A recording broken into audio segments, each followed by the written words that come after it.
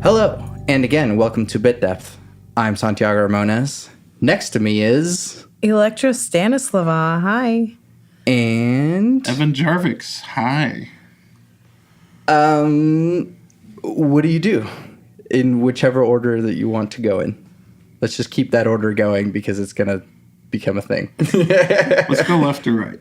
Yeah. You first. Well, I am a youth care specialist at CSU Youth, and I'm a musician and a sound engineer and a property manager, landlady, and I do booking for some shows and stuff. I don't know. I do a lot of stuff. Do you sleep? Yes. More recently, since sadly the route just closed, so I don't have like a full-time booking venue. Right. But yeah, I just leveled up to level 8 on my Morrowind replay today. That's how I'm doing. Right. Evan. So I guess I would start saying more people probably know me for my music coverage and general enthusiasm for the music scene. Mm-hmm. Just going to stuff and writing about stuff. I put reviews out. And I have a thing called MakeOklahomaWeirder.com or Weirder OK on all social media, which is... I used to write for a few other online publications and then just decided to go out on my own after they all folded. And so that's kind of my center for any sort of original Oklahoma music coverage that I can offer, which I'm still working on. I'm still kind of building that platform up. It's taking a while, but that's probably where most people would probably know me from. I also do music myself as Jarvix, Jarvix, solo performer. I do things with a looping pedal, so people know me also for that. To pay the bills, I work at a law firm and pay the bills at a law firm. Nice. So then let's start with music. How long have you been doing music and how'd you get started? Well, I started playing the organ when I was 4. I had a form of childhood anxiety, and I had selective mutism, so I wouldn't talk. And my therapist when I was a kid said, "Well, get her a piano or something to give her like some sort of creative outlet. Music is a language." And we went to like Horn Trader or something when I was a kid, and looking at like Casio keyboards, and I fell in love with an electric organ. So I like self-taught myself on that, and then kind of took over playing for like one of the first churches I went to when I was like 5. There was like an 87-year-old lady that would like, play, and I would play too.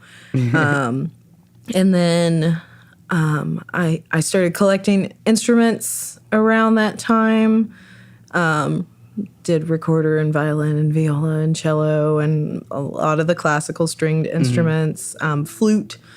And then about when I was probably like 11 or 12, my brother wanted a guitar. And so he got an acoustic guitar, and he had never been very interested in music.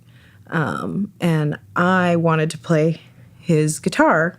And I was listening to a lot of Violent Femmes, which we're about to go see Violent Femmes and X like in a week. And I picked out Blister in the Sun on the guitar and then was like, you know what? Screw all these classical instruments. I want to be a rock star. I want to play the guitar. And then it's been, I started doing like open mics in the Galileos in the Paseo when I was like 15. And that's also about the time that I learned how to run sound, was for like an open mic there. And I don't know, My brother from another mother and I started a band when we were about like 12 or 13, which is still a thing. We do reunions every couple of years. But yeah, I've always like played music my entire life.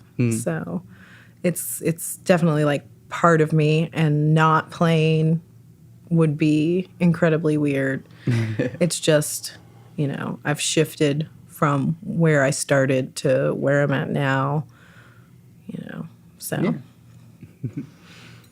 Evan, what do you got? I did not start out so young. I think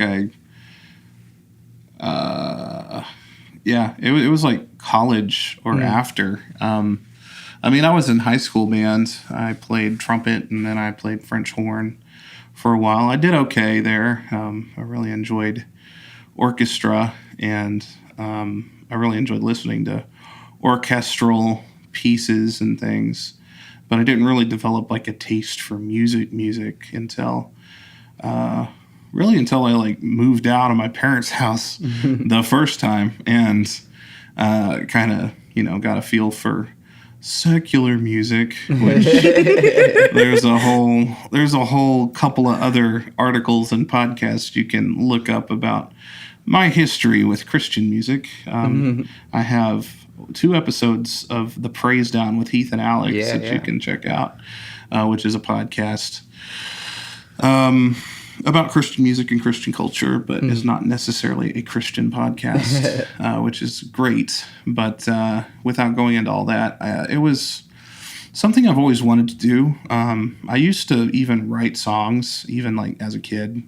But I didn't really ever take it seriously. I was always really doubtful or hard on myself, or, I believed that there's no career for it, so why bother with it? There's always going to be somebody better than you, etc. And then it just got to a point where in my life, everything else didn't work either. And I was like, okay, well, I might as well do what I want to do. So I just started... I picked up the ukulele pretty randomly. They had them on sale at a music store, and they had like it was like $50 for like a pretty decent one that just had cosmetic marks, and I just really loved it. And I didn't really care about playing other people's stuff. I just wanted to make my own stuff. And once I got a microphone and a decent recording software, Fruity Loops. Oh, yeah. I just kind of went to town with it and started putting stuff up online anonymously on SoundCloud back when SoundCloud was starting to boom, and got a lot of positive feedback on there. Nice. And eventually did my first open mic, which was harrowing. I was very, very nervous. I didn't do an open mic until I was in my mid-20s. And I got started at the Paramount a couple of owners back, and that Paramount mic actually still goes on. It's on its 6th year, I think, now. Cool. But I went back when it was starting and met some people that way, and just slowly kind of got into the music scene as a performer. There's also a really good Gazette article you can read about me on the Gazette from last year, where they talked to me about playing Norman Music Fest. I played the main stage last year, so I got a write-up, and it talks a lot about kind of how I got into the music scene. Part of it was playing music, but part of it was also just realizing it was there in the first place. If I didn't know there was a music scene here underneath everything that I had seen before, I probably wouldn't have ever gone public here with it. I probably would have been strictly internet-based. Sure. But once I realized there was a community here, it really helped a lot. And so I've decided to make that pretty much my priority in everything, is just helping that community that kind of helped me find myself. So I guess that would be my story. Just some of it, a lot of it's happenstance, and some of it's just, just giving it a go after lots of self-doubt. So pretty considerable different background from Elecktra here. I think about as much as you guys are doing music yourself, you're also supporting musicians here in the scene. So how much of, like, I guess percentage wise, how much time do you spend for other people and then for your own music? Well, up until like this last full year, like from May to May, I would say that I was probably working to put on other people's shows 90% of the time. Hardly anything for myself. I went on hiatus from my full band, Elecktra and the Annihilation Carousel, which was like, it's been bittersweet, but we are working towards like getting back to playing again. And it's like they're like playing with David Carlisle and Nick Morgan from Giraffe Massacre is like my dream come true band. But I still like, I probably spend more time going to other people's shows. And right now I'm trying to make sure that I don't drop shows that I had booked all the way until like September, October. And that has been really hard, trying to like move stuff from from one venue to like 6. But no, I've always spent like way more time, like I feel like supporting, even when I play, even though I've been playing for so long, I still consider myself as more of a supporting act than like a headliner act or anything like that. And I do feel that like I'm a damn good stage manager. I'm a solid sound engineer.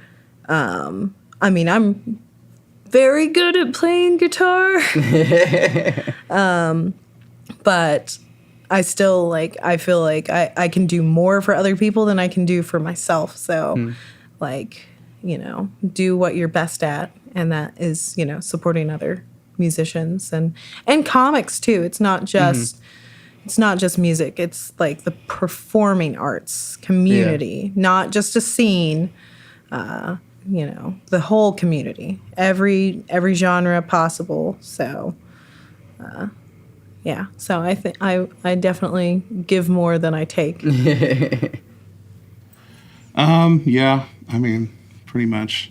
I don't know if I'm quite at 90%. But it's been a while since I've put out any material. And really the stuff that I've put out, even like the past 2 songs I released were really written for other people for other occasions. Like it's been a minute since I've really done like an album that I've really truly wanted to do. I've been working on stuff here and there, but it's just not come to fruition. And I think if I were just focusing on myself, I would probably be putting music out a whole lot more.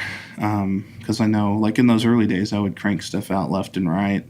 And it really has fallen quite a bit to the wayside. Part of that's also just doing a lot of shows, though, too. I don't do a ton of shows. I pick up shows here and there. But I try and, performing the show is, such a small part of it.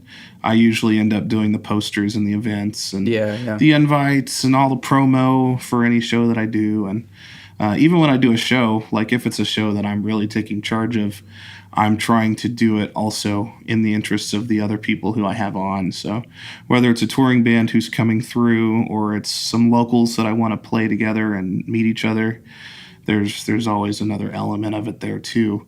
And that's usually what drives me even more than just my own ego or whatever. So I think I definitely go to way more other people's shows than I do work on trying to do shows myself and listen to other people's music more than I actually spend, working on my own, writing about other people's music more than I write actual music myself, which, is kind of a bit of a weight on my back because I really want to get creative and really put these ideas that I have out there.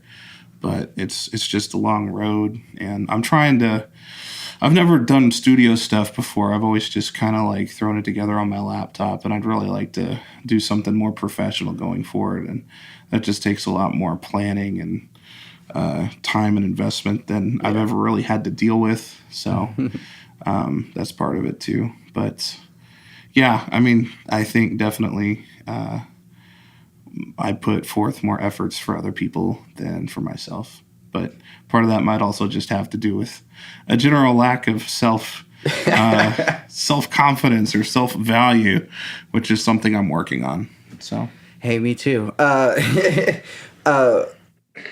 And you kind of mentioned how much work goes into putting on a show, or even just writing stuff up for your own shows and then everyone else's. So like, I feel like maybe there's this perception of musicians being just like party animals that don't like do any work. So like, how much work actually goes into the stuff that you guys do, both as performers but also as part of the community?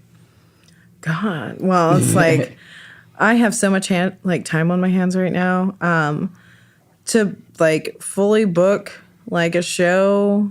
You know, a lot of it's just like waiting for responses and confirmation and following up. But I mean, you know, putting together any amount of show, setting up an event on Facebook, making sure that like if a band drops or whatever, like, you know, it's only about an hour's worth of work at first.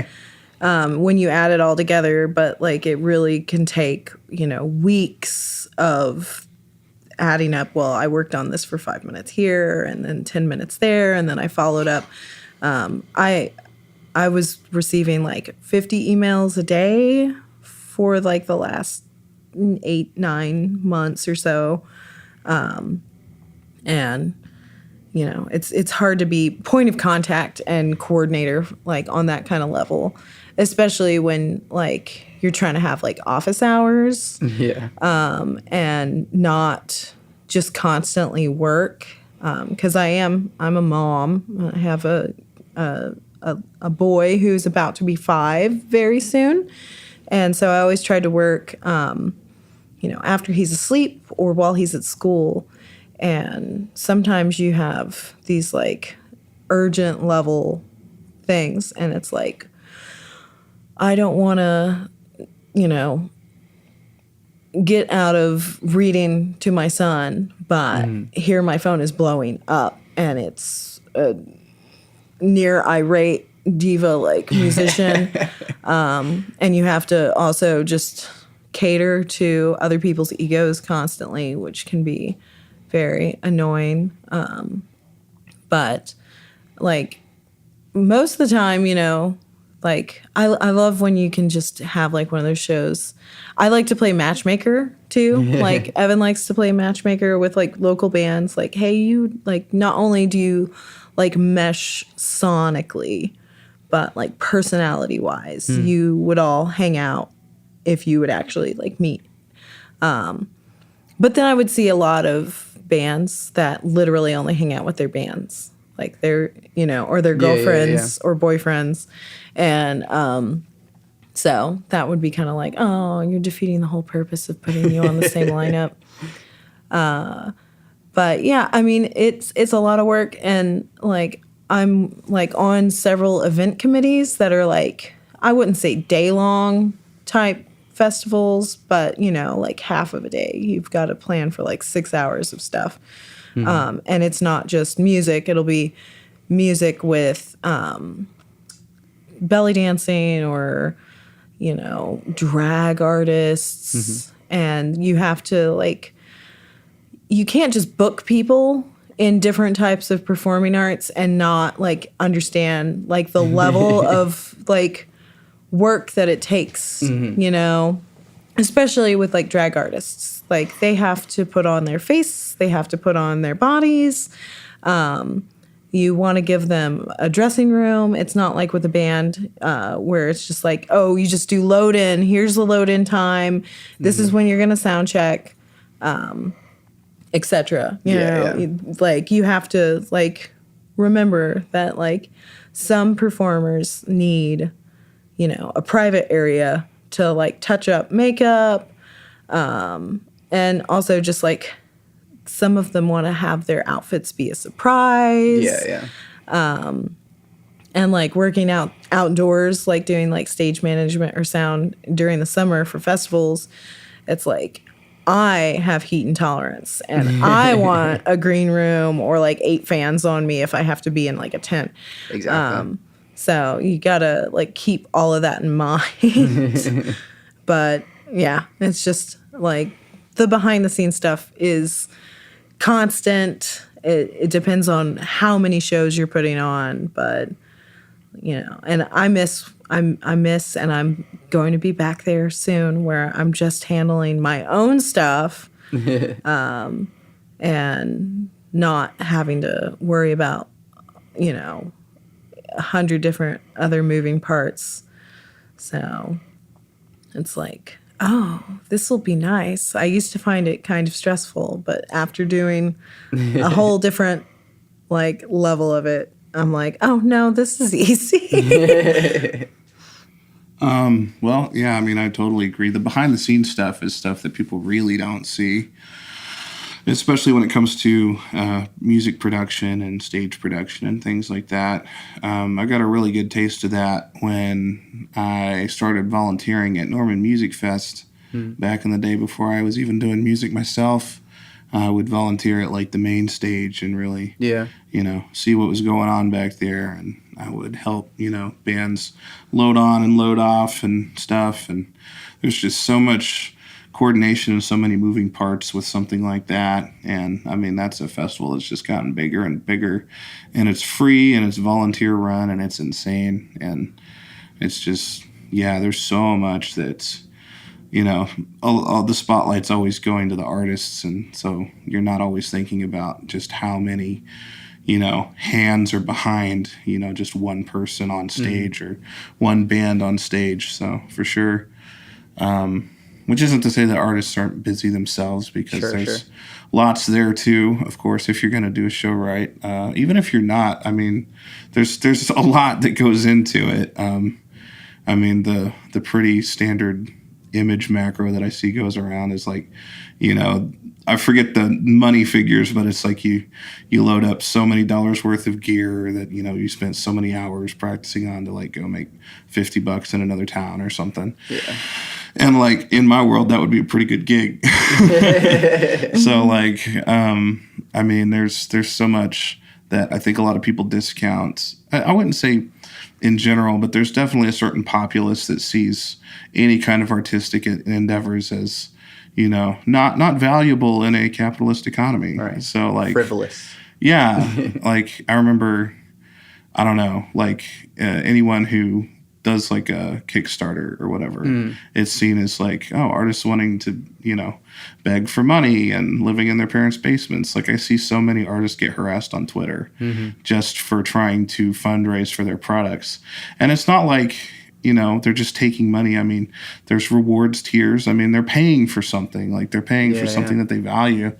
But music is just dirt cheap now. And, people are happily giving it away for free just for a little exposure. And I think that has somewhat devalued artistry in general, unfortunately. And a lot of times you can just write it off as, okay, well, there's not much to it, but there's so much that goes into it artistically. And not to mention, if you're going to make it in any kind of way whatsoever, it's a pretty common thing that every artist is their own entrepreneur running their own business. You have to have a business mind if you're going to, succeed in that way. And if you're not, then you're really just doing it for the art, for art's sake. And you kind of have to live with that you're pretty much going to go completely unknown, because we're not in a world where somebody's going to, seek you out, because there's so much going on and everybody's competing for that attention. So you have to hustle. You really have to push your art, and you really have to, I mean, so much of it is just marketing and just making sure everything's proper. You can't just like, have a show and expect people to show up. You have to get that in front of people's eyes and ears. And even then they might still not care. And, I try to put out posters when I do shows that I care about. And, I make the events. I invite people and I'll still have like 1 or 2 people show up, at best. And it's a whole thing. I know Christian Pearson, if you follow OK Sessions, he posted something on Facebook a couple months back where he was he was like, here's kind of your whole promotional plan. And it's like a whole 2-month plan for each and every show.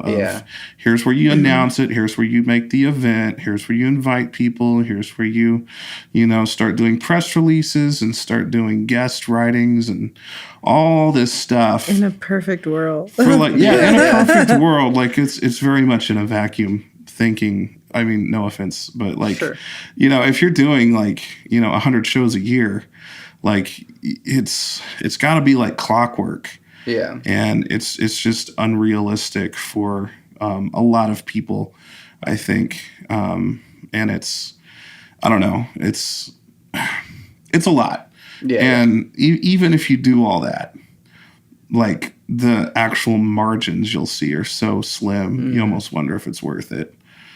So there's a lot of hustle that goes into it from the business side that I think, a lot of people, especially older people.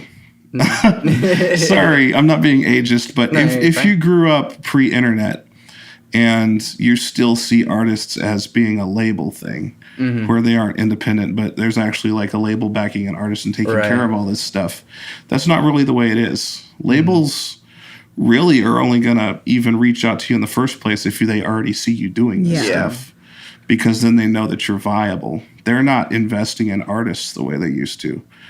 So it's a whole different world. And so if anybody thinks that you can just go viral and have, a complete career out of it, it's not only, it's, even if it should happen, being incredibly, incredibly rare, it's not what people think it is. There's a lot of work that goes into that for it to be successful. I could go on. We could all go on. I'm also interested in the amount of work that you do yourself in Make Oklahoma Weirder. And, oh, sure. It looks like you're just always listening to only this stuff. Yeah, honestly, that's pretty realistic. Yeah. I don't think he listens to national music very much. I do. I just only listen to very specific things. I don't listen as widely as I used to. I used to basically, I would go to guest room and get a block of CDs and spin them in my car and be like, all right, cool, this artist. And right now I feel like probably a solid 90% of everything I listen to is local music. Okay, so we kind of got into it, but how do you feel about the Oklahoma scene? And more than just music, but just the performing scene in general. Well, just in Oklahoma City, Norman, the greater metropolitan area. There, I hate to say it, but we're oversaturated with amazing people. And my friend group is mostly performers. And the people that I know that aren't in any way in the music industry don't go to shows. And I've been struggling for a very long time. And this was even before, starting to book at the Root. How do we get that crossover of people that just want to go see their friend's band instead of popping a like on Facebook or being congratulations or bragging to their coworkers that they know someone that's a local celebrity, but they've never even come to a show. Yeah. They've never in any way monetarily supported them. And I still have not figured out that answer. I do know that working with young kids and youth, because I do rock and roll camp for girls here in Oklahoma City. And then, I just saw last night the School of Rock Oklahoma City kid showcase over at 89th Street. And God, everyone brought a chair. All their grandparents were there. And it's like, hey, if you can keep bringing the family members and, keep building on this, and they aren't disappointed or becoming bitter like me, where it's like, oh, everyone always will talk about how I'm so awesome or whatever. But when I do a show at Sauced and I'm on the lineup, there will be people outside smoking that are there, and they don't even have to pay. It's donations, We'll take tips. And they won't even come in other than to go to the bathroom, and they'll stand in the doorway for about 30 seconds or less. And but then if you go outside and smoke a cigarette, they'll be like, good job. And it's like, you're not even in there. You haven't even heard my music.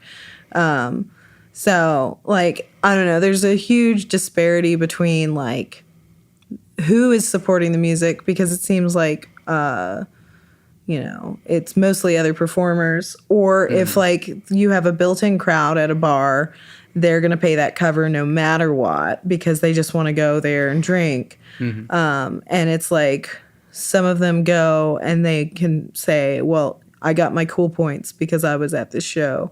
But they're not actually there to listen, to be quiet and actually let that experience wash over them.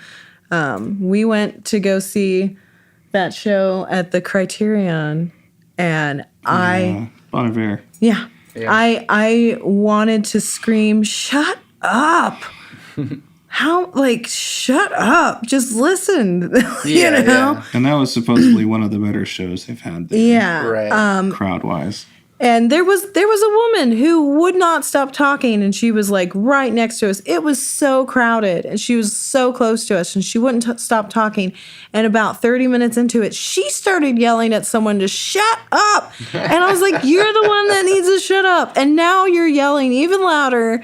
But Bon Iver is quiet music, yeah. too. Well, and it's just I don't feel like people really understand that artists aren't doing it just to be famous and rich. Obviously not rich. There's so little money in original music. You can go to any dive bar in the middle of the country, nowhere, Oklahoma, and watch some cover band play the greatest hits of all the band, and people will eat it up, and they will pay money for that, and they will walk away with $100 a person in a band a night.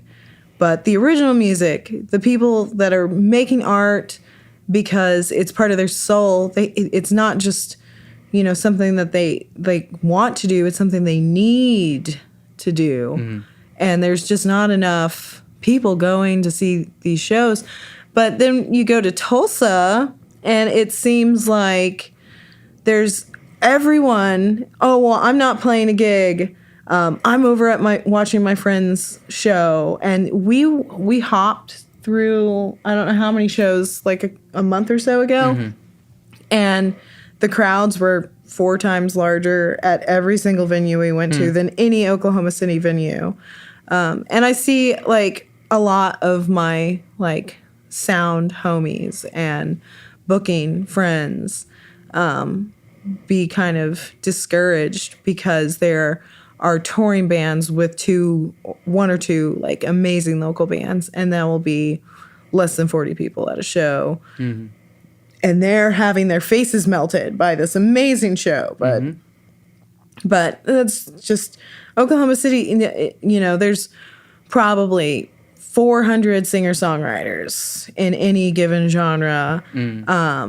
There's probably 100 really good hip-hop rappers. Oh, yeah.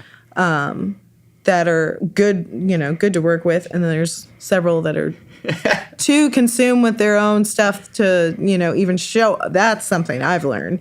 So many hip hop guys, they rap over their vocals live, which is frustrating. Interesting. But will not. Oh, it's a thing. Will not even show up for a load-in. Don't understand what a load-in is, even though you feel like you held their hand during their emails and correspondence pre-show, and then will be mad because they're only getting like a certain percentage of the door because there's a DJ and 7 other artists to pay. But yet they didn't show up on time. They only really stayed for a little bit of a window before and after their set. And they brought absolutely no one. And they have like some of the hugest egos. That goes for almost any genre of music. But I saw a lot with up and coming hip hop. And then like there's I feel like there's hardly any like pure pop. Like there's pop rock, but I feel like there's hardly any pure pop. Sierra Brooke is really the only, and God, my son loves her stuff so much. It's like, and then there's metal, death metal, technical metal, old school heavy metal. And I love death metal so much. But I'm also starting to get a little too old to almost break a toe in a pit, and punk. I grew up on punk, but also there's a huge divide in the punk scene that, a lot of us are, I guess, more or less becoming like air quote woke, and we're, good people and aging and parents. And then there's some very horrible, abusive people that are still almost like idolized in these scenes. And so a lot of the punk has become very divided because, you don't want to support scum. But yet so many people are still like apologists and deniers to that kind of level of horrible abuse and stuff. But I mean, it goes with anything. There's a huge seedy amount of indie people too. And in Tulsa, knowing like some good friends that are like, DIY, like do it yourself kind of punk. It's one of the most apologist, almost applauding men's boys club up there. It's toxic, and you have to really like look out for who are you booking, and that kind of stuff. And especially I feel I don't know if it's because I'm a woman or if it's just because I'm kind of a gatekeeper, a watcher, a protector of multiple scenes. But anytime you like even semi-publicly discuss that kind of stuff, the amount of backlash and it makes you just not want to have anything to do with anything. But for the most part, Oklahoma City has so much music. We're losing venues. Color Feed in Tulsa shut down like 2 months ago. Chaos House got shut down, a house venue, like a month and a half, 2 months ago. The Root shut down 1 week ago. And I have heard on the rumor mill that some very long-standing venue that I do enjoy frequenting is like in dire straits from an insider source. I will not name that. That's fine. But if you value venues, and that are bars even, if you value those places and you like value your friend's work, make sure that you're going out to shows. Evan and I sometimes can go to 2 shows in a night. It's easily. Yeah. Even if we don't get to see all of the stuff, we drop the $3 to $5 cover Speakeasy's really the only place that does $3. And that's just because people complain, and it's ridiculous. How dare you make me pay for music? I know. God, I always joke when it's like a $3 cover. I'm like, this is outrageous. I would rather pay more. But, you $5 cover, $7 cover, $10 cover. People will drop, I don't know how much money to go see people, a little tiny distant dot of someone that they will never be on the same level with, but they could be going and seeing, other people that are just as professional and just as good at performing live, but they just don't want to go see stuff because they want to go see like Garth Brooks for like the 100th time. Or like, what's that? Who's that Hannah Montana lady? Billy, wait. Billy. I was about to say like Billy Ray Cyrus, her dad, but yeah, Miley Cyrus. Yeah, Miley Cyrus, or like, they want to go see that. And it's like, that's not even like, I don't think, yes, there's an experience. They have all kinds of stuff going on.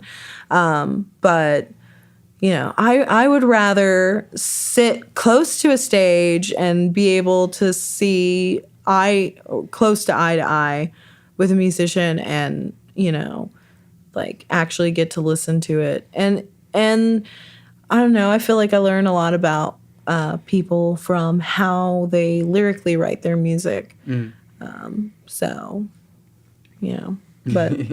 I'm talking too much about. You're fine.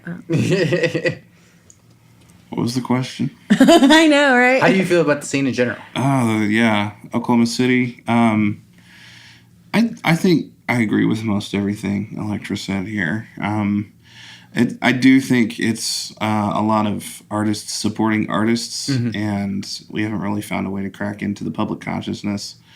I do think Christian and OK Sessions are very much hammering at that glass ceiling of sorts, but I don't know. We'll see. Like, I'm really curious to see how it pans out. Like, because I think like Deep Dew Sessions was a really cool thing. That was like, hey, here's something that's public, but it's like, I don't know. Even something like Norman Music Fest, which was like my window to all of this. I mean, there's still so many people who just, they'll go, but it's just to like have a festival day with their family, and they don't really care that much about the music, or if they do, it's to see like one or two artists. To see the main stage. Yeah, and it's like it's like just having a whole bunch of local shows at the same time that just more people show up to just because they're all already there having their own shows at other times. And so you still have artists supporting artists a lot of times. I do think it does open it up to a greater awareness, but it's not nearly as much as I think the potential is there for. And I do think, based on my limited experience with Tulsa, there's a bit more of it's a bit more embedded in the culture that live music is not a casino band playing hits from the 70s. Like, live music is, it's an original voice. I mean, they always talk about the Tulsa sound up there. And like, if you're a singer-songwriter up there, it's a big deal to be a part of that, You do have the Good Old Boys Club, that she mentioned, for sure. And, I mean, unfortunately, the music industry is that, and it's everywhere, no matter where you go. As far as Oklahoma City goes, I think there's a lot of cool stuff that a lot of people just continue to sleep on. And, I mean, I think it says a lot that, like, I mean, there's a lot of people who have done a lot to really put this in front of people's eyes to see. I mean, the Gazette has, one or two features every single week. Yeah. And people have no idea who these people are, even though they've been written about. I mean, there was a show, I was talking to a guy recently who had a show at Resonator, and they had like a touring band that came through that like got a full page spread and everything, and nobody showed up to that show. Yeah. Like 0 people. So it's like, it's a very long fight, I think, for the public consciousness to even know that this stuff exists. And once you get to that point, it's a matter of getting people to realize that it's something that matters. And then at that point, it's getting people to realize that they have to do something about it, or else it's just going to continue to flounder. And right now, we're still struggling to get people to know that it even exists. Sure. So it's so early on. And it's like, I could put posters out and they don't bring people out. But I feel like name recognition is a thing. I mean, over time, you know, people have noticed that I have events. They don't come to them, but it's the first step. If you don't know, knowing is the first thing, you know? And so awareness is a really, really big challenge here. And there's so many, I don't know, it's I think a lot of it does have to do with original music and original art in general, but especially music. Because if you haven't heard it on the radio, if you haven't heard it in a movie or whatever, or you haven't heard it on the latest meme, I mean, like, that's what people go to shows for, is to hear music that they know. Yeah. They don't want to drop even $3 on something that they aren't going to receive or that they aren't going to be completely pandered to on the other side. It's like you have to kind of do one or the other, and it's some people, I think, do a decent job kind of walking that balance, that line between kind of catering and like Mike Hosty's a good one for me. I think he does original material, but he's also like a self-described novelty act. I mean, he does pander, and he will, you know, cater to an audience. He's very fun and interactive, which works for crowds, and people will get out and dance. And he's also very down to earth, and he wants to chat with you. And I feel that a lot of performers aren't doing what I have like termed retaining crowd. And that's by making genuine connection with the people that actually enjoyed their music and following up. When I played and didn't have to worry about booking stuff, and all I would do was just, you know, run sound or do stage management, stagehand stuff, and then I would just play, you know, I could do a set and then actually talk to people. And people would come up to me, and then, you know, I'd make friends with people. And then they, in turn, would want to come out again.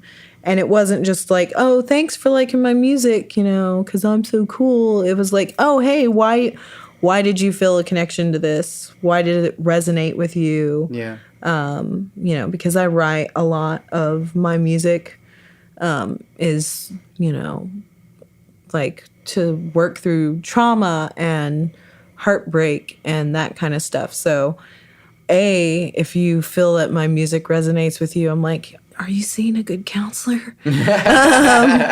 But, you know, like, it's nice because you can share an experience, even if it's not like giant flaming lips, rainbow confetti cannon, you know, crazy costume change kind of experience. Like, it's just, you know, chill moment of connection. Yeah.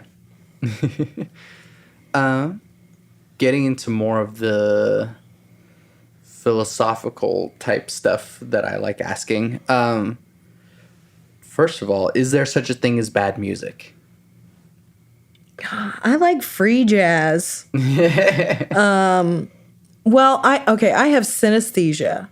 So that I haven't had it my entire life. I had a heat stroke almost 4 years ago, and my heart stopped for 10 seconds, and I almost died, and my brain fried. And when I came back, I had Bell's palsy, and I was having a lot of problems playing music because the left side of my body was like semi-paralyzed. And I was drooling out of one side of my mouth, so I couldn't really sing even. And it wouldn't come out the way I wanted. It was very frustrating.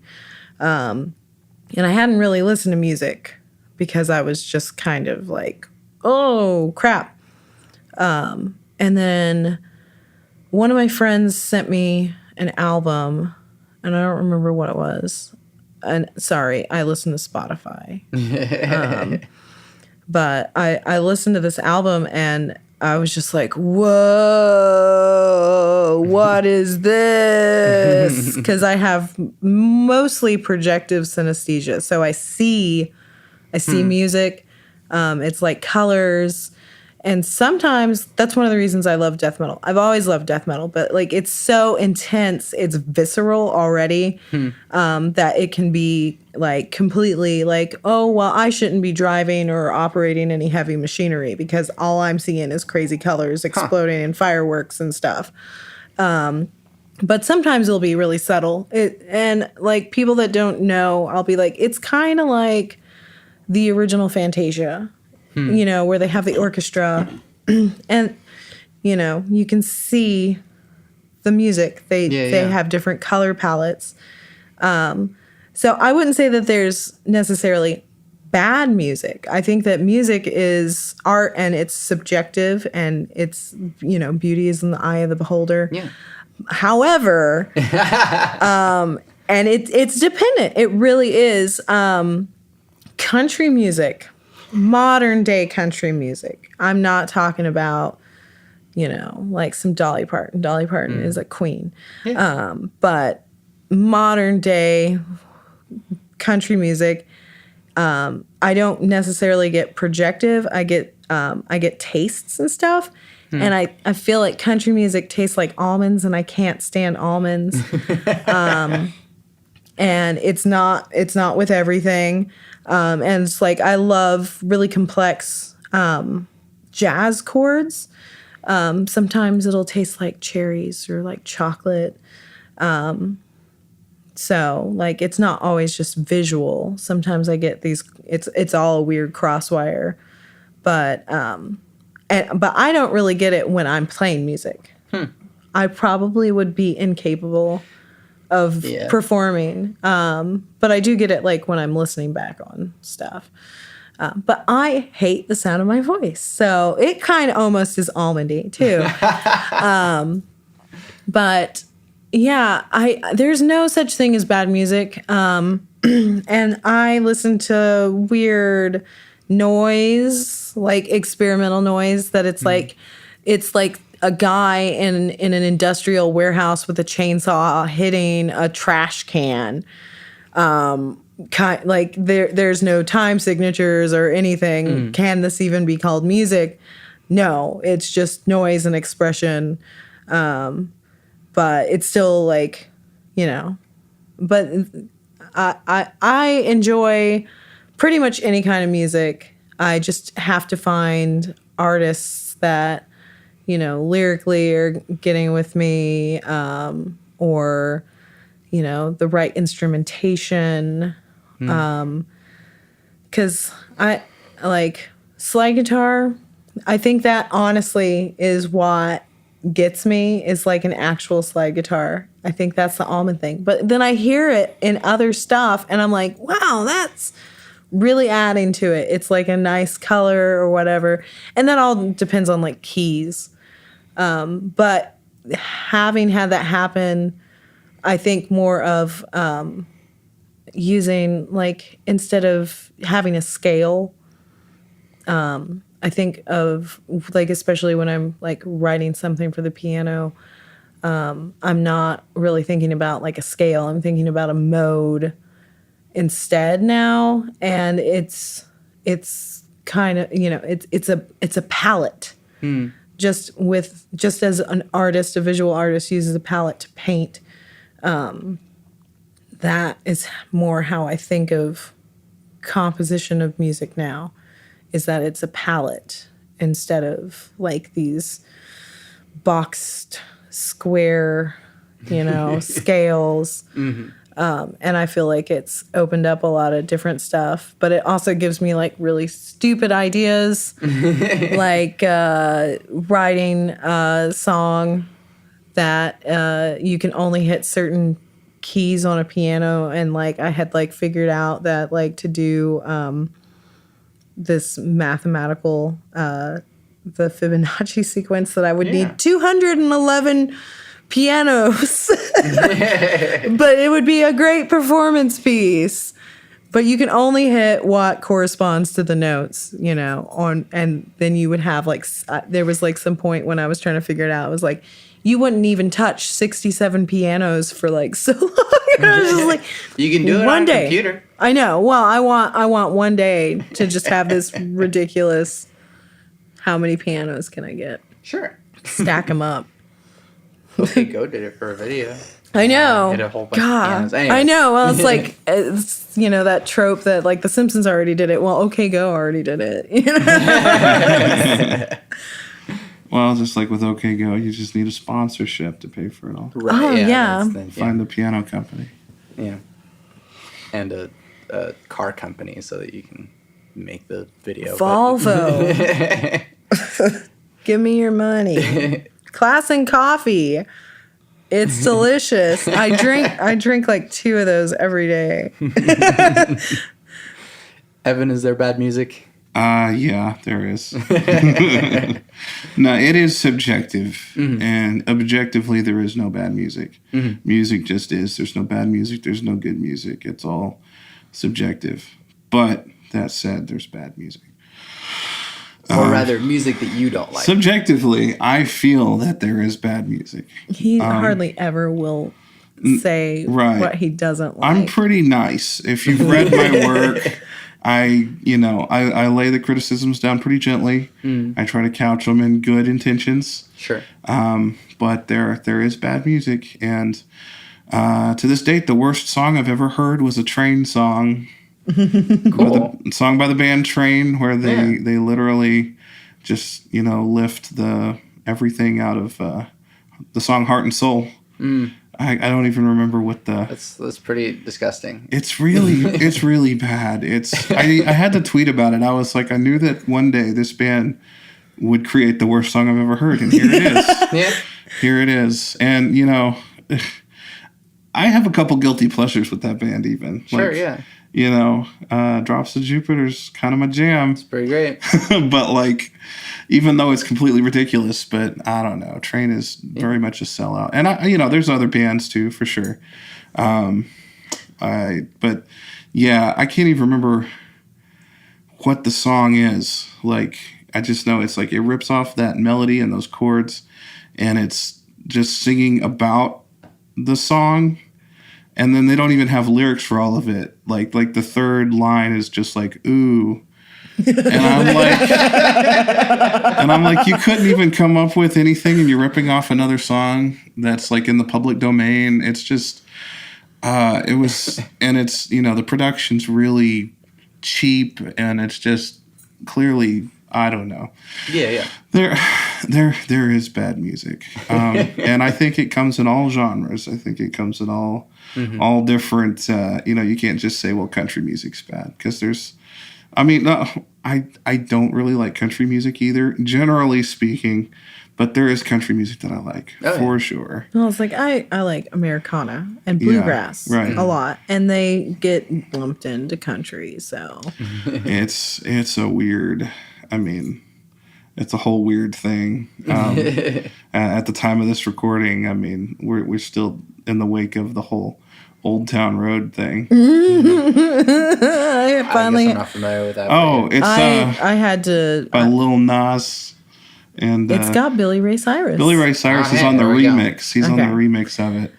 So it's actually kind of beautiful. It's engineered. It's not bad. It is like, whoa, you really did your work. You hit every single, like, everything you needed to do.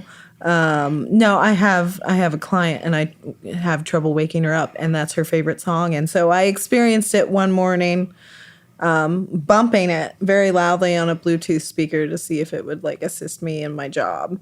And I was like sitting there like being like, okay, well, I understand White people like this song quite a lot. I would not want to listen to it again. I heard it in like a roofless convertible just blasting the other day. I was like, wow, unironic listening. This is crazy. Yeah. You can read up on all this, and it'll probably be old news in a month. Sure. The gist of it is basically it's kind of like trap music meets country music. Yeah, it's sampled something that's like a banjo line, and so it's like it's really. It's one of those things that whenever the guy who, I don't know, put the song online and like checked the genre boxes, like checked it as a country genre. Yeah. And so it soon became like the most, like the number one country song in the country. Sure. But, and then Billboard was But like, it's okay, fusion. no, this doesn't count as country. And so they struck it from the country's charts, even though a lot of country music now sounds Pretty not much like that. different. Yeah. If you compared that to like Florida Georgia Line or something, not that different. So there's like a whole controversy about Sure. where country music is and what it is and everything. Yeah, well, genre is a whole There's a whole strange thing. yeah. You kind of mentioned it in passing, but is there such a thing as selling out? Yep. Yeah, I wish I could do that. I wish that I could eat. No, you don't. I wish I could eat You all would of my never pride. sell out. I would totally sell out. No, I think I'm like incapable of selling out. I kind of always have like thought that like the term selling out, that's obviously the goal. You want to sell out your venues. And for it to be like, oh, that you have compromised all of your core values, integrity, and everything to mass produce formulaic music that is palatable to the masses. Well, that's how you sell out concerts. Sure. Yeah. And I mean, I have there's unless you're working in incredibly weird time signatures with modes instead of scales, and you stop thinking about chord progressions in like 3 or 4 like increments, like you're writing something that someone else has written. Maybe not lyrically, maybe you're adding in different instrumentation or like voicing, but I mean, you know, it's almost impossible to be completely original with chord progressions, with music. It comes in more with like the lyrics and that kind of stuff, and tempos and time signatures. I actually I decided, and this has been like probably like 12 years ago, I decided that I was going to take the chord progression from Santeria by Sublime, and I was going to write a song but change the time signature a little bit. And I was going to use that chord progression but then reverse it for the chorus. And pretty much I did an experiment on people. I wrote a song, and the song is actually very nerdily about Magic the Gathering. I love Magic. Yeah, me too. But I haven't paid for Magic in about 3 or 4 years, but I still play it. I have not had time in a very long time to play games. But yeah, I did an experiment, and I still do play that song once in a while. But you know, it really does go to show you that, like, if you could take and get away with it, like the chord progression to any of those like hashtag white people getting lit songs, I don't think anyone could really steal Bohemian Rhapsody's chord progression and get away with it like ever. Sure.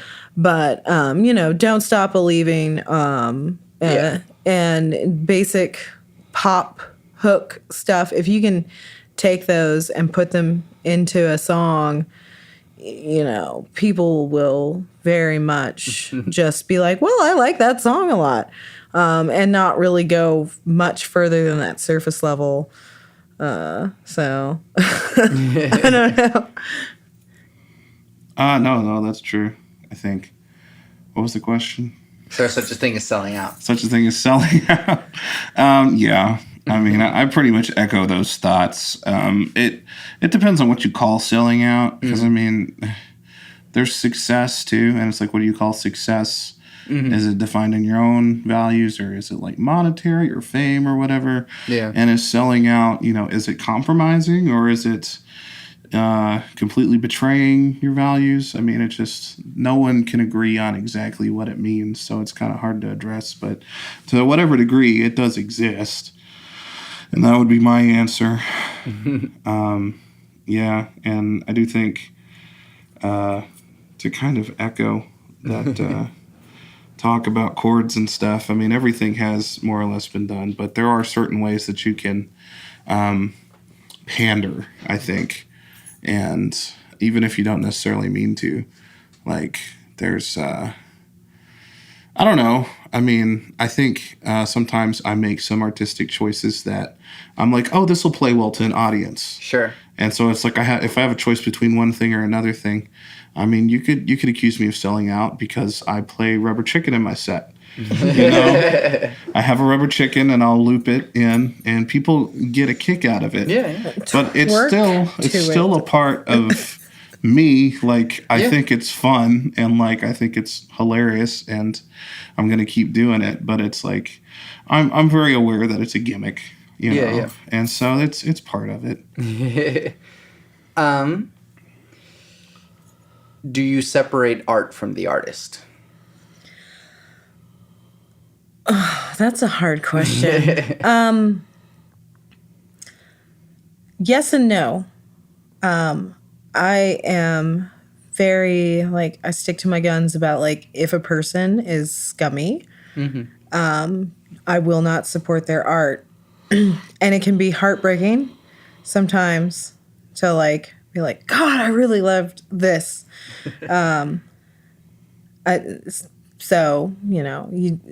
I see a lot of people that, especially with, very long dead artists, and maybe we don't know this or that, it's not like the people even around now were alive during some of that stuff. But no, I mean,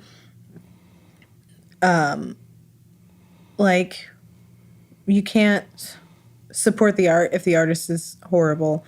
But, people are real people, and they're not always, like, they don't have to always be on, they don't always have to be stage whatever. Sure. So, yeah, they're, like, when we're talking about, like, is the output from the artist separatable? Yes and no. Because, people are people, and people make mistakes and change and that kind of stuff. But, you can't support one without supporting the other. And sometimes you have to draw those lines and you have to stick to it. But also, I like to just hang out with friends, which I haven't got to do for a very long time. And, it's not always with that whole, like, hey, we're going to make art. We're just going to be people and hang out. And maybe something might be inspired by that. I've had quite a number of songs be inspired by other people's art. And I don't feel it's, like, in a way that is taking something from that. Sure. I just feel that, like, sometimes it kind of snowballs. Like, that gave me this idea, which is a separate idea. But yeah, it's situational whether or not you can separate the art and the artist, but you got to stick to your values and what you believe in. So, like, you have to be careful. I've been seeing I saw a meme, and there's been a lot of discussion in some of my, like, more private music groups about, like, always, before you get into a black metal band, always search for them on the website for them, the black metal Metallicum or whatever, because there's so much alt-right and racist, horrible propaganda. And it's like, yeah, black metal, let's burn some Christian churches. Okay, well, that's tropey and that's just existent in that thing. And, they're not well, maybe in Norway. I don't know. But, you don't want to like be like, God, because you can't really understand what they're about. And you don't want to be supporting something that is, Potentially a terrorist organization. Yes. So you got to make sure that, the artists are respecting humans and all of that kind of stuff. And so, yeah. Yeah. It can be something that you have to be very aware of, too. And some people just don't have the mental capacity to be aware of that. This is something I'm still working on, really figuring exactly where I fall on this whole idea. Because for a long time, I pretty much just did separate the art from the artist. Was always really pretty good at that. And especially since I've gotten into things on a local level where things are more visible and I'm more aware, very keenly aware that, okay, this action that I'm taking has a very close and specific, effect on things. Like, if I endorse an artist that's, somebody who maybe stands for something that is problematic or something like that's something that's going to have an effect, and it's something I've been working with because I don't know. I think it's easier for me to think about it in terms of movies than music because there's even more distance there. Yeah. But I really like Roman Polanski movies, but there's a dude who's got some serious problems, and Woody Allen is another one who really like Annie Hall and stuff, and I could get into film. He is a little overrated, but I could enjoy those with no conscience, and I have a conscience now, so it's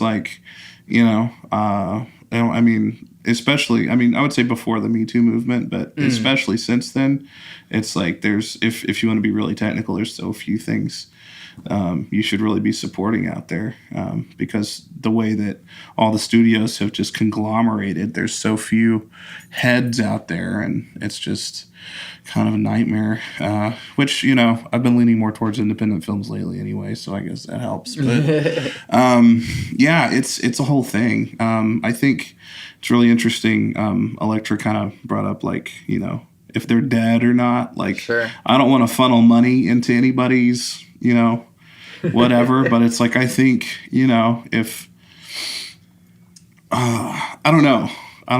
Because R. Kelly's not on Spotify anymore. Isn't that true?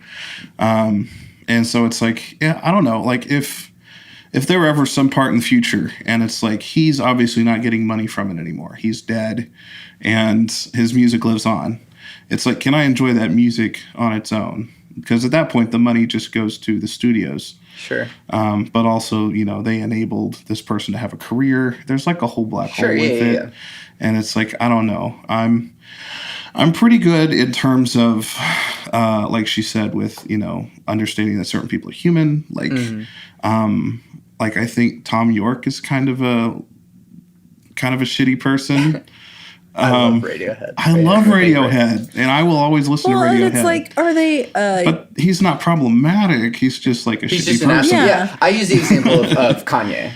Yeah. Okay. Yeah, well, it's that's a better example. Mental health. Yeah. Everyone's got their problems. Yeah. It's whether or not you're actually inflicting hurt and pain on other people. Because I separate flaky, horribly unprofessional local musicians that I know are going to be a pain in the ass to work with from their art, because I know that their art is going to be good, and I know that ultimately they're going to show up and do the thing, but they're not out to hurt people. Right. Sure. Yeah, and there's a lot of angles you can look at it. I sometimes going back to movies, if an actor's really good, I'm going to associate the person with their art. in that way, where it's like, you know, anytime I see Ray Fiennes, I still think Schindler's List. You know, anytime I see Sam Rockwell, you know, who has some of, like, you know, the most colorful performances out there. All the stuff I saw early on, whenever I saw him in movies, was like, he always played asshole characters. And so it's like, I still see him as that. And there's a lot of people who like project people's Hollywood personas onto them as people. And so it's just a huge, complex idea that you can just look at from totally different points of view. All right, last one before we get into like religious stuff. What advice do you have for musicians starting out? Learn how to wrap cables properly. Oh my God, yes. I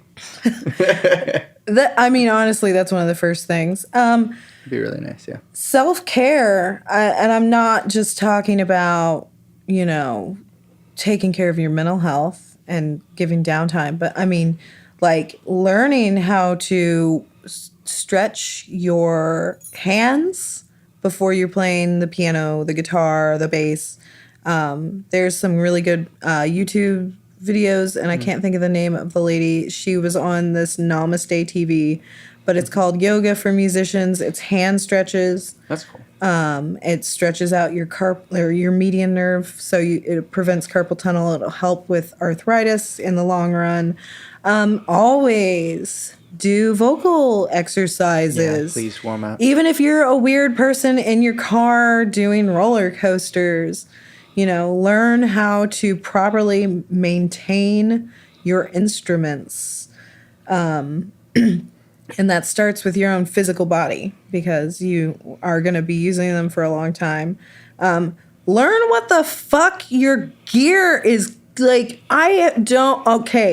A DI is called a direct, you know, like people that don't know the difference between like an XLR cord and a 1/4-inch cord. Well, okay, just call it a mic cable and an instrument cable, you know, but like understand like what amps you're using, what instrument, make, model, etc. You know, like understand that stuff and ask questions from people that have been doing it longer. Yeah. There are no stupid questions. You know, like those are like really basic things, but I mean, and like, you know, kids are going to play music in their garages and they might not even get to go see a show. And that's just because there's so many, you have to be 21 and up. There's not enough all age venues. And kids are poor. And kids are poor. But you know, you really kind of have to know what you don't know. Like you have to have a basic understanding. So like, you know, you might not know about, I mean, I've known grown adults that, you know, they decide finally that they're going to play, and I'm always really supportive, but they, you know, they don't have a pickup in their guitar and they've never sung into a microphone. And like, that's fine and dandy for an open mic. And boy, I hope that they go to an open mic where they're going to be supported and like talked with afterwards in like the hey, not, you know, not like you're stupid, but like, hey, I really liked your music. And then kind of judge whether or not they are ready for constructive criticism. But you know, learn how to work with sound people. Learn how to write a good email. Like ask questions. I've been seeing, I mean, this is seasoned professional musicians that never bother to ask venues, what are your production and or rental fees? What are the full details for this show? Is there anything else I need to know? They might ask, do I get free drinks? But they never ask, you know, what are the production fees? Because a lot of places make you pay for a sound engineer or for a door person. And this is seasoned professionals getting upset about stuff that, as someone that works for these venues, I know full well that those are things, and sometimes you kind of forget. As a booking manager, I ended up making a huge template that literally was like, the day of show details up at the top, the address and stuff. And people that are local would be like, why are you telling me the address? And it's like, because this goes out to everyone, including the touring band. But then down at the bottom, it'd be like, asterisks, according to this, 100% of the door goes to that. If you make this much money, otherwise you're paying, this much per hour for sound. And this is what your hospitality is. And, also, I need follow-up. What are your sound requirements? Because I'm going to put that on my big, long list. And then depending on which sound tech goes and picks up that show, they're going to get, if you have a stage plot, stage map, whatever, they're going to get a picture of that.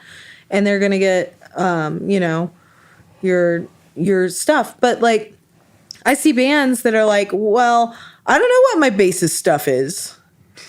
And I really feel like if you're going to be a professional, you should know, like, you're a component of a whole band. You are you have become a royal we when you were in a band, and so you should know how many vocal mics you need, what your bassist needs, what does your drummer like, how many guitars, etc. Like, everyone in that band should know at least a brief idea of, their bandmate stuff.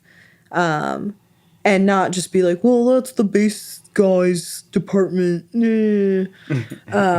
But yeah, just know your stuff and learn. Always be nice, even though sound engineers are assholes. I am such an asshole.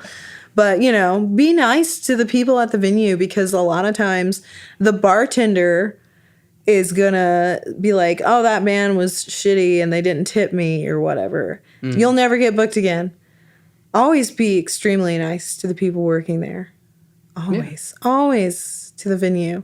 Because sometimes they'll go, booking manager person, whoever set up that show, I loved them. And it wasn't just because their music was awesome. It was also the way that I was treated. Sure. So just, it seems like common sense, but it's not. So. Yeah. Yeah, definitely some good points you don't always hear. I'm going to, early on you said self-care. Self-care. Take care of your ears. Oh, yeah. What?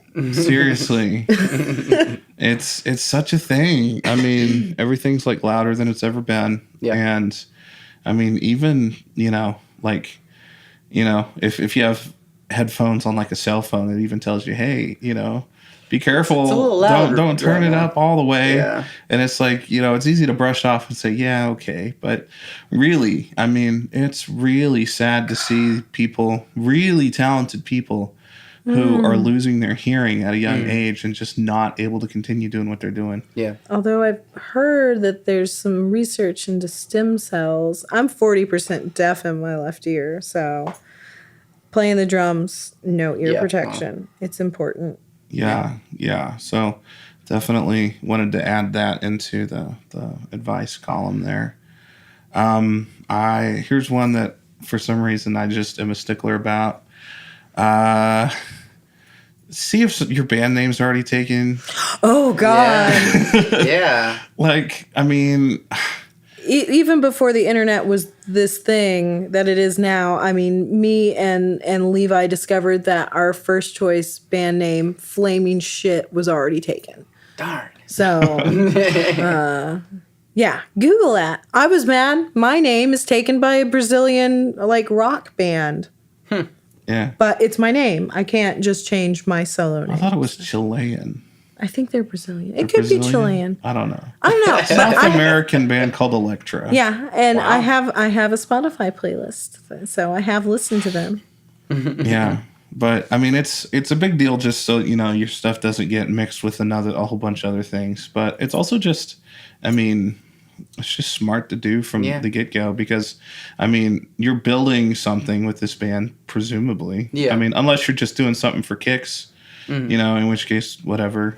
But like if you're doing it, really wanting to build a brand with it or just build a following at all. I mean, it really sucks to like get big and then have to change your name. Yeah. And I would even add to that and say, like, don't change your name.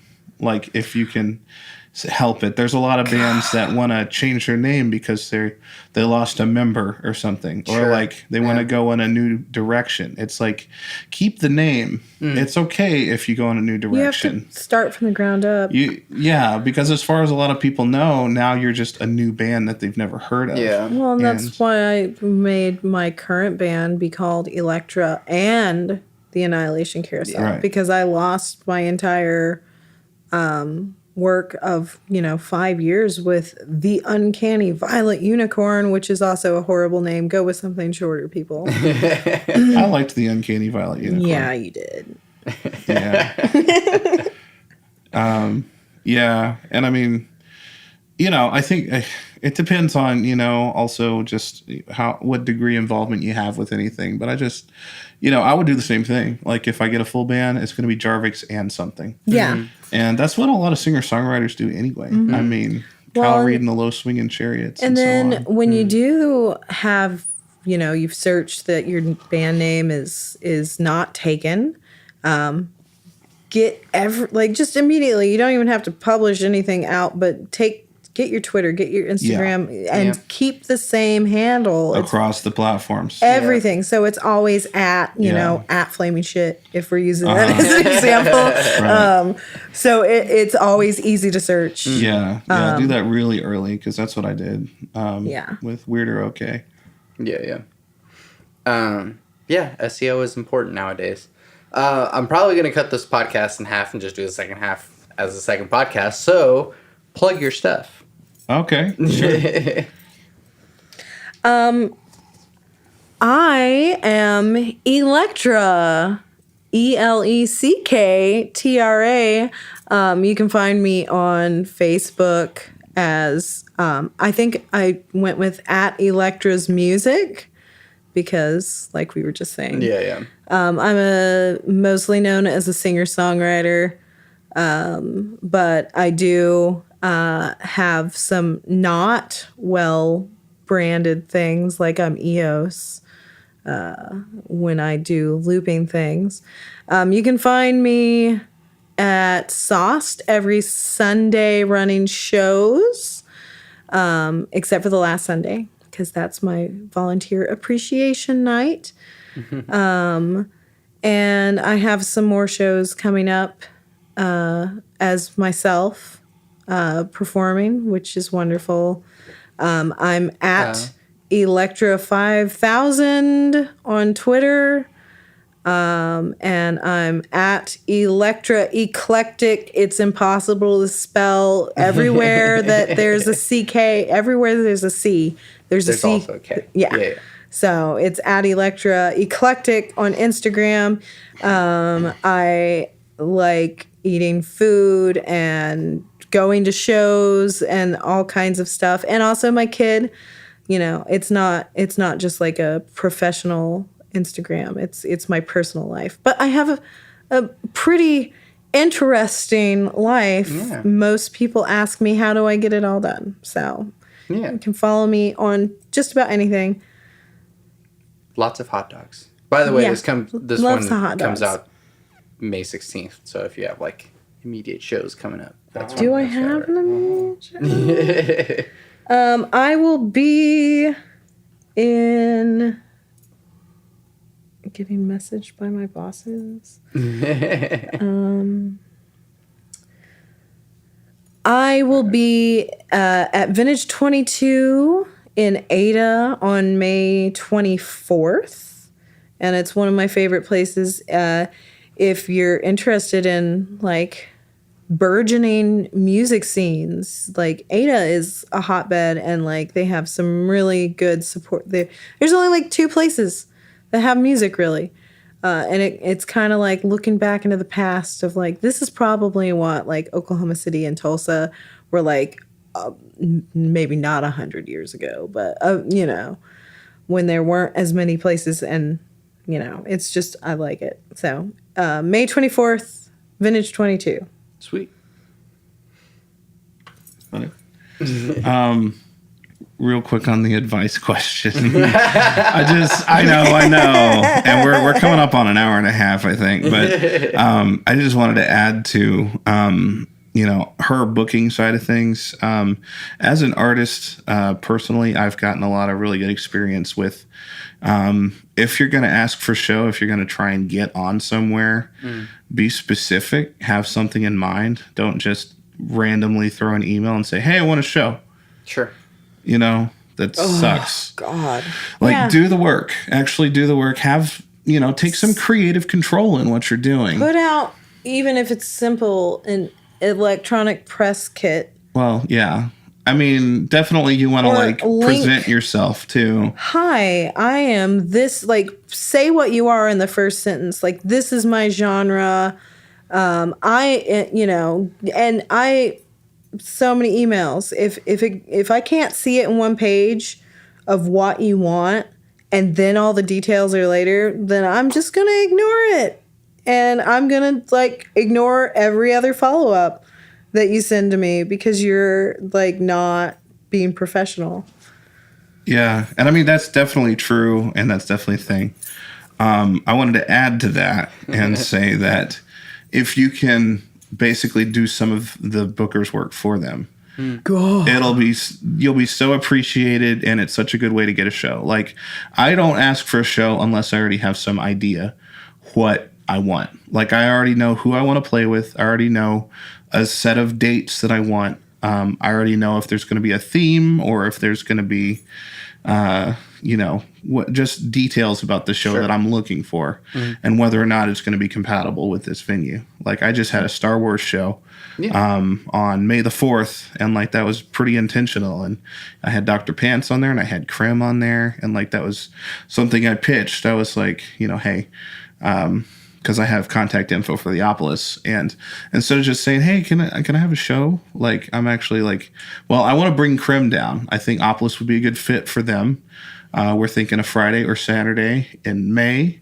And, if you give them specifics like that, it gives them something to work with. Sure. And you're already showing that you're doing some of the work instead of just relying on the venue to just take care of you. Sure.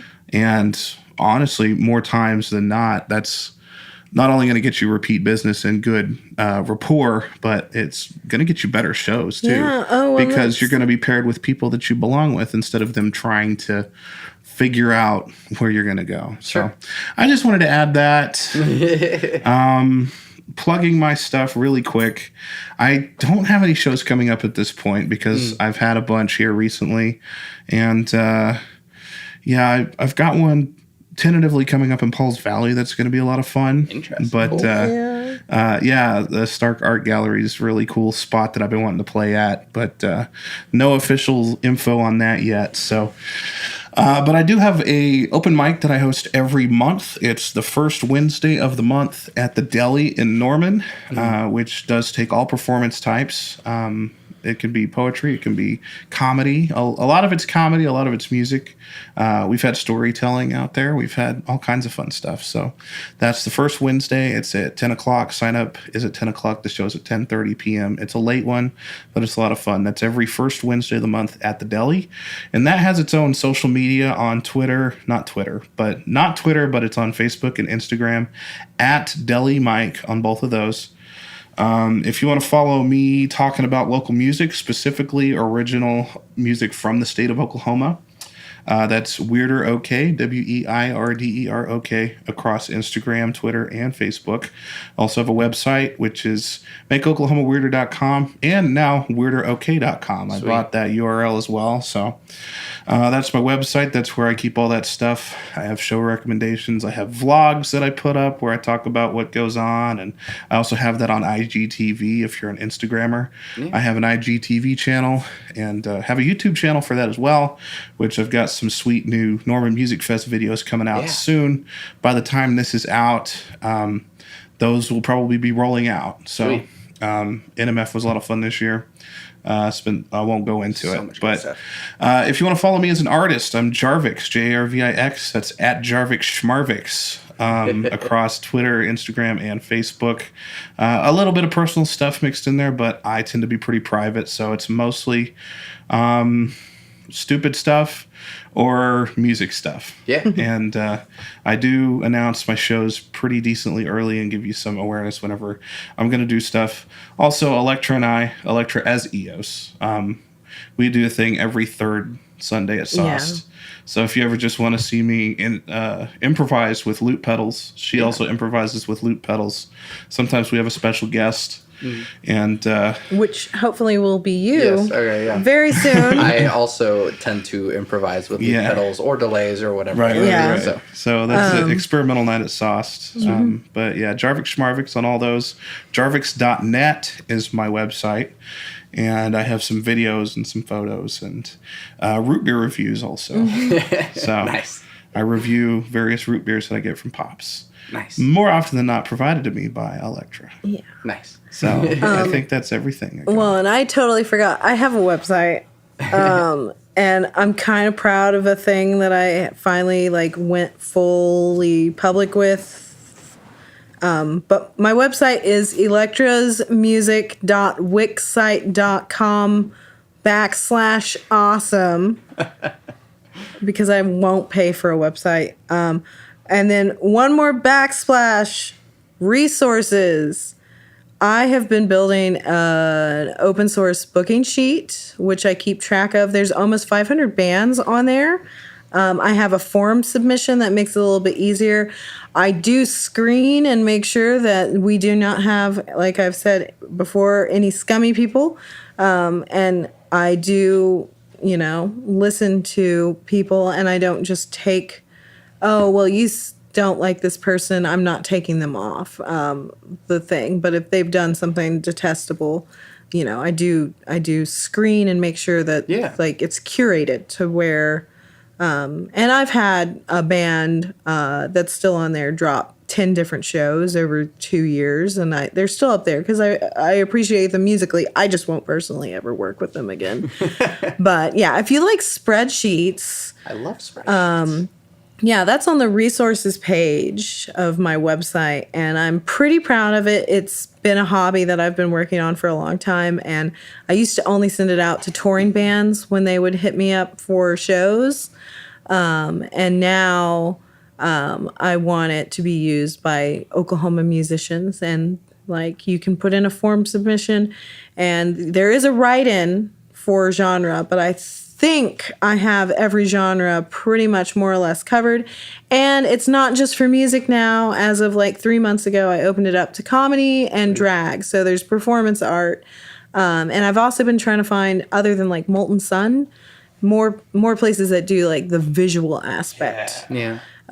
So it's a work in progress, and I don't really take off bands that have disbanded. I just I have a little block that I put, black out that they've disbanded, or make it gray if, a singer-songwriter has continued their stuff, but they no longer have a backing band. Sure. So, but yeah, nerdy spreadsheets. I love spreadsheets. Yeah. I'll have you send me that link later so that I can put it in the description of the podcast. Okay, cool. And you're on there. Yeah. Oh, thank you. And thank you both for doing this with me. I'm very grateful to be able to talk to awesome people and have them on this thing. So I'm Santiago Ramones. I'm Elecktra Stanislava. And I'm Jarvix. You can find everything that I do on my website, santiagoramones.com. I make music. I have a demo called Songs with Words. You can pay for or not pay for however many monies you want to do on that. And I have this podcast on pretty much all of the platforms that you can get it. I also recently made a Facebook page, Instagram, Twitter, everything for Power Cycle music. So Power Cycle is a trio of experimental electronic music that started in UCO. So you can find that on all of the things at Power Cycle Music. I always end my podcast with my 3 things. They shape my life philosophy. Those 3 things are: love never fails, it's going to be okay, I might be wrong.